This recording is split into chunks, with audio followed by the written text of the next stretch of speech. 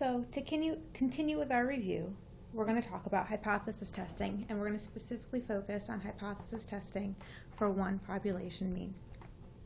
So say two siblings flip a coin to decide who gets the last cookie. Say Beth calls heads and Andrew calls tails in every toss. In 10 batches of cookies, the coin lands on heads 8 out of 10 flips. In his childhood brain, Andrew thinks that the coin isn't fair, so he goes to his mom, who suggests they do a statistical test and calculate a p-value for this outcome. In this context, what does a p-value mean? Well, the p-value is the probability that the coin would land on heads at least 8 times. So that's at least. So 8 times, 9 times, or 10 times out of the 10 tosses, just by chance alone, if the coin really is fair.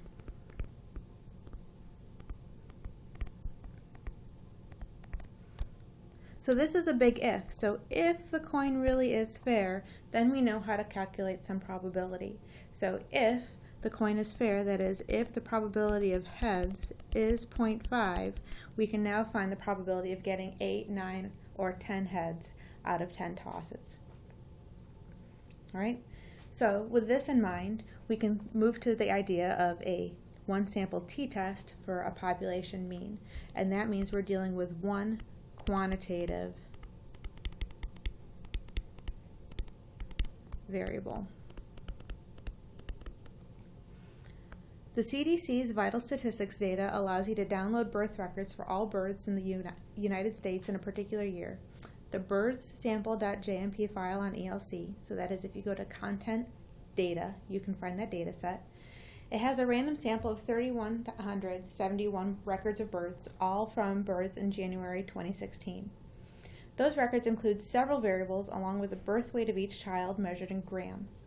The mean birth weight for the babies in our sample is 3,264.03 grams, and the standard deviation of all of those 3,100 births is 602.08 grams.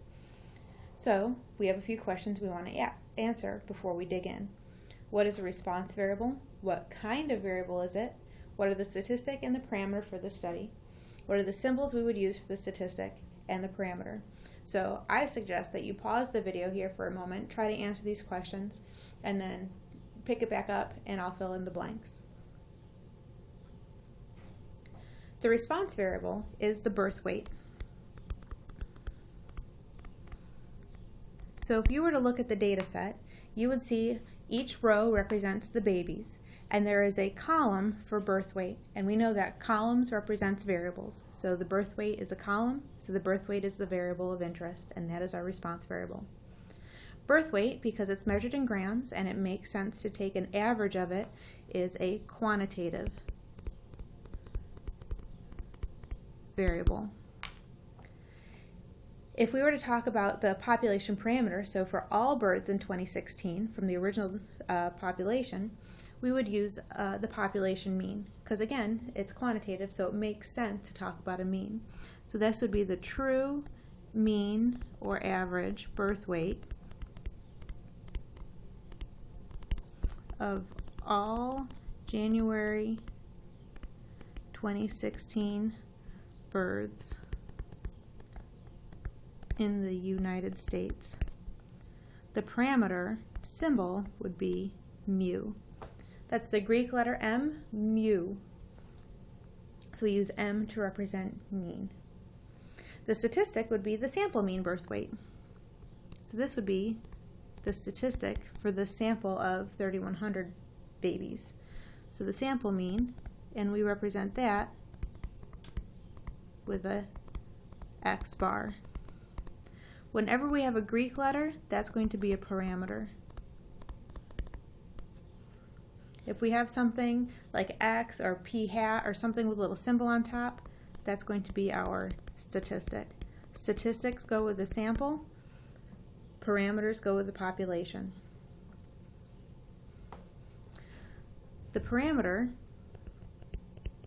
describes the whole population. So it describes or summarizes the variable, in this case birth weight, the whole population. Therefore, it's a constant because the population of all babies born in January 2016, well, there's only one of those. So there's only one variable, one value for that parameter. So it can't change. However, this is just one sample of 3,171 babies. I could get many, many samples of that size from this total population. So the statistic summarizes the sample, but because the sample changes, the statistic can change.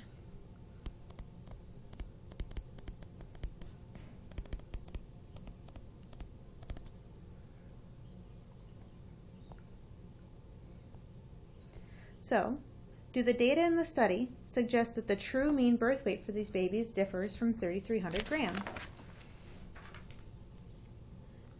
When we ask about differs, we're just saying, is it not the same as? So this would be what we would call a two-sided test. Is it something other than or not equal to 3,300 grams? We're going to ask this question at the alpha equals 0.05 level. We have some assumptions we have to investigate to make this test valid. Do we have a quantitative response? We do. We're measuring birth weight. We need to have a normal population. We don't know if this has been satisfied. And in fact, we never know what is true of the population. We don't know what the true population mean is. We don't know what the true population standard deviation is. And we certainly don't know the shape of the population. We also need to have a random sample. And if you watch the previous video, we can talk about, or we know the importance of a random sample. And in this case, we do. We've been told that we have a random sample of 3,100 births. So this has been satisfied. So the only assumption that we're unsure of is the shape of the population distribution. Our hypotheses in this case is that the true population mean, mu, is 3,300 grams. The alternative is that the true population mean differs from that it's anything other than 3,300 grams. Now normally, I would make you define what mu is, but we've already defined it in that previous question. But it's important to define your parameters.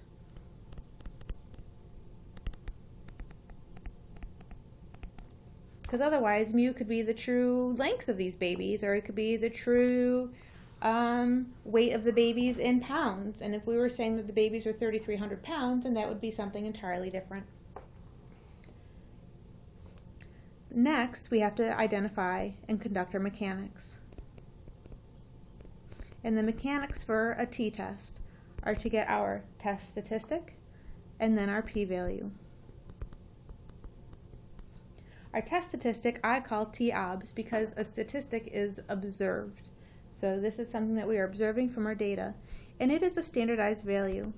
So we take our sample mean, we standardize it based on our population mean, if the null is true, and we divide by the standard error of our test statistic. So we're going to divide by the standard error of x bar, our sample statistic. So our sample mean from before was 3,264 grams, 3,264.03 grams. Our hypothesized mean, so if the null is true, the true mean is 3,300 grams. And the standard error of sample mean is s over the square root of n. So this is the standard error of x bar. And that would be 602.08 over the square root of our sample size, which is 31 71. When I do this math, my standardized value, or my test statistic, is negative 3.36. This tells me that my hypothesized mean is 3.36 standard deviations above my sample mean, or more accurately, my observed mean is 3.36 standard deviations less than what I hypothesized to be the true mean. If I were to go to jump, I would get a p-value of 0.0008. We would say this is small. How did I get this p-value?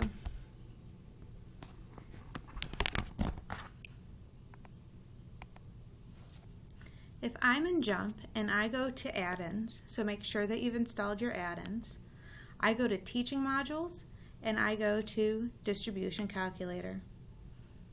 Now we are using the T distribution. This is a T test statistic, and I select the T distribution. Now I have 3,171 observations, so my degrees of freedom are going to be 3,170. So that's n minus 1 degrees of freedom. So my degrees of freedom is n minus 1 equals 3,170. Let me write that a little bit neater. 3,170. When I come back to jump, I see that I want to find a two-tailed p-value. So I'm going to insert a value and calculate a probability. Well, we've already said that a p-value is a probability, so that's what I want to find. I want to calculate a probability. So I'm going to come down here to calculation, and I want to get two tails. So I'm going to look at these options. So this would be one tail because this is one direction. This is one tail because this is one direction. Now the last two have two inequalities, so one of these two options is going to give me two tails, and I can figure that out by clicking on them. So I'm going to input my values here. So my first value is going to be that negative 3.36, and then I'm going to put in positive 3.36 because I'm going to look in both tails. And everything that's highlighted is the probability that's being calculated. Now everything that's highlighted, this is not tail probability, this is central probability. So this is telling me the probability that I'm between those two values. So if I click on this lapsed option, I can see that nothing's being highlighted, and that's because negative 3.36 is way off the edge of this plot, and positive 3.36 is way off the edge of this plot. So I'm actually highlighting, even though it's not visible, everything in the tail off this plot. So whenever I calculate a two-tailed p-value, I'm going to select this last option because this is highlighting just what's in those two tails. And that's where I get this 0.0008. Alternatively, if I'm in jump, I can go to add-ins and I can use the statistics calculator add-in, and we can see that there's an option, hypothesis test for one mean, and that's what we're doing. And I have my summary statistics. You could also do this using the raw data that I've provided on ELC, but for now we've got the summary statistics. We know that we're going to do a t-test. The hypothesized mean is our null value, so that's the 3,300. The sample average, that's our sample mean, that's the 3264.03. The sample standard deviation, that is the standard deviation that comes from our sample of 3,100 babies, so that's 602.08. The sample size is 3,171, and we're going to do this at the 0.05 level. We can see that the standard error, this would be if we did 602.08 divided by the square root of 3,171, and we get our p-value of 0.0008. So there are two ways to get the p-value. We can use the calculator directly, or we can use this. The thing we make to make sure of is that we choose the correct alternative, and in this case is not equal to. We get the correct p-value here because we're using the not equals to or the two-tailed option. So back to the notes. All right. So how would we write our conclusion?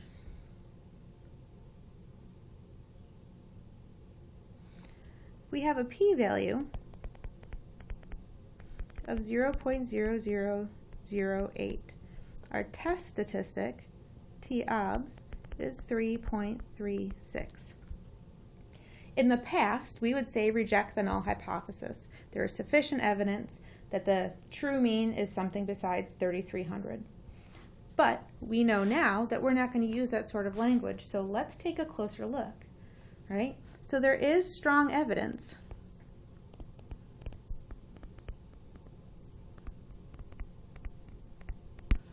p-value is small. But that t-obs, remember, is based on the difference x bar minus mu over that standard error s over the square root of n. X bar is 3264.03. Mu equals 3,300. And this is in grams. Okay? Are we impressed by this? This actual difference is only about 35 grams.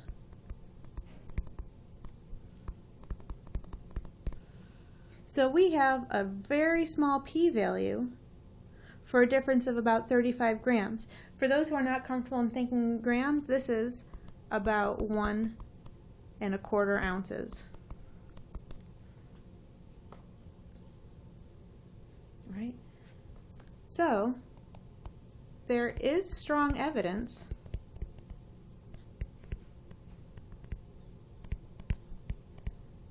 that the true mean birth weight of babies born in January 2016 in the U.S. is not exactly 3,300 grams. But looking holistically, looking at the whole problem, the effect size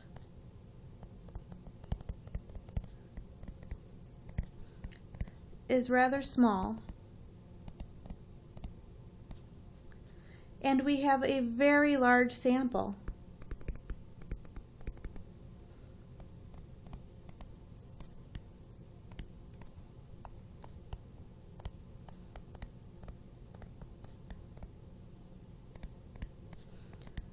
So the true mean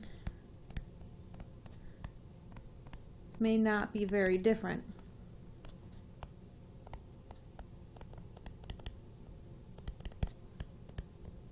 from 3,300 grams either. So we've got a significant difference if we're going to use that language. Right? There's strong evidence that it's not exactly 3,300 grams, but there's a relatively small effect. With a sample size this large, we're almost always going to reject that null hypothesis. But practically speaking, the true mean is probably actually quite close.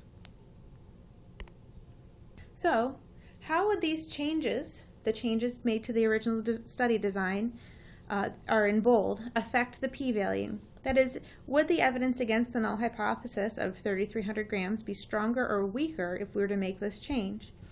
So answer this without doing any calculations. So I would say pause the video, think about it, and then turn the video back on to get my answers. For this first one, the sample mean becomes closer to the hypothesized mean. So x bar is 3294 in this case, where before it was 3264. So this means we're getting a smaller effect. So that's a smaller difference. A smaller effect means the data are more compatible with the null hypothesis. The p-value would go up. That's weaker evidence against. In the next case, the sample size becomes 317. It has decreased by about 1/10. That is less information. That means larger sampling error.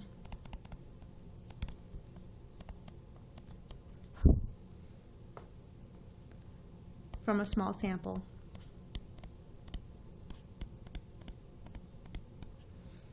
Like before, the p-value would increase, giving us weaker evidence against the null. In the last case, the standard deviation goes to 60.2 instead of 602, a decrease of about 10% again. The small standard deviation means that the statistic is a more precise estimate.